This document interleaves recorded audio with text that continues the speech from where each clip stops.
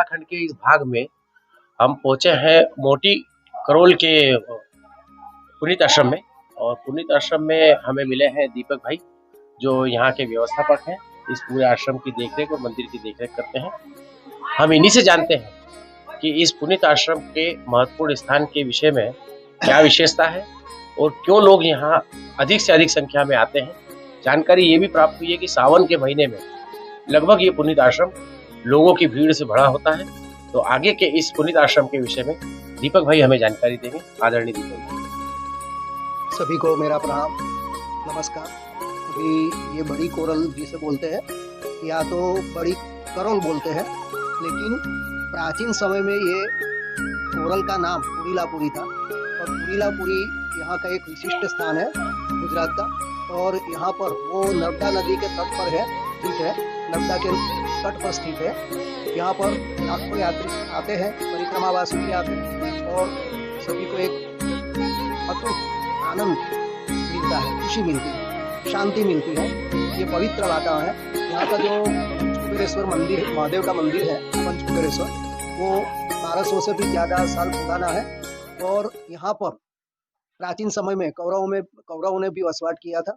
और यहाँ पर ये ऐसा कहा जाता है कि यहाँ की जो अगल बगल की जमीन है, जमीन में जब खुदाई करते हैं तो 10 या ज़्यादा फुट खोदने पर पाताल से जो जो कि बोलते हैं हम सूक्ष्म भाग से, आंतरिक भाग से यहाँ शिवलिंग भी प्राप्त होते हैं। तो ऐसे शिवलिंग कुछ निकलते हैं और ये पवित्र भूमि है। दूसरा कि यहाँ पर जब व्यतिपात होता है और जब अमास होती है, दोनों साथ में होता है, तो यहाँ जो नीलकंठेश्वर महादेव का मंदिर है, वो शिवलिंग एक तल जैसा, तिल तिल बोलते हैं जिसे, तिल जैसा बढ़ता है। ये उनका महात्म्य है। दूसरा कि ये एक प्राचीन समय का मंदिर है, 1200-1300 पुराना मंदिर है, 1300 साल पुराना है। और दूसरी बात कि यहाँ की जो एक कहानी है वो मैं आपको सुनाता हूँ कि प्राचीन समय में जब हमारे देश पर मुगल सत्ता का साम्राज्य था, मुगल लोग सत्ताधीश थे, तो उसी समय वो इस्लाम धर्म की चारों ओर स्थापना करना चाहते थे और अपने हिंदू धर्म का मंदिरों का नाश करने के लिए उत्सुक थे। तो उसी समय में मुगल सेना यहाँ पर आई थी, वो आक्रमण करने के लिए हावी हो गई थी। तो उसी समय महादेव जी ने साक्षात रूप लिया, लेकिन भंवरे के रूप में भंवर प्रकट हुए, जहरी बड़े बड़े जहरीले भंवर प्रकट हुए। और इन भंवरों ने मुगल सेना को हटा दी और रक्षा की अपनी। तो यहाँ शिवलिंग है ना, वो शिवलिंग जब यहाँ पर उनका उद्भव हुआ था तो निकालते समय उस पर खड्डे भी पड़ गए हैं। वो निकालते समय थोड़ा सा लग गया था कुल्हाड़ी का, तो थोड़ा सा खड्डा भी पड़ गया है। तो ये शिवलिंग प्राचीन समय का है, वो स्वयंभू प्रकट हुए हैं महादेव जी। ऐसा नहीं कि स्थापित किया हुआ है, ऐसा नहीं है। दूसरी बात कि यहाँ से थोड़े आगे अंगारेश्वर मंदिर है, तो अंगारेश्वर का भी उनके साथ महत्व जुड़ा हुआ है। और पंचकुबेर, 5 कुबेर है, कर्णाली का कुबेर है, ये कोरल का कुबेर है, और फिर काशी विश्वनाथ है, वरुणेश्वर है, ये सब उसी समय का है। लेकिन पास में 2 मंदिर हैं, एक दामेश्वर मंदिर है और पिलेश्वर। तो जब हमारे गुजरात में उसी समय गायकवाड़ का शासन था, सयाजीराव गायकवाड़ का शासन था, तो उसी समय पिलाजीराव गायकवाड़ ने ये मंदिर बंधवाया था, इसलिए ये मंदिर का नाम दिया गया पिलेश्वर महादेव।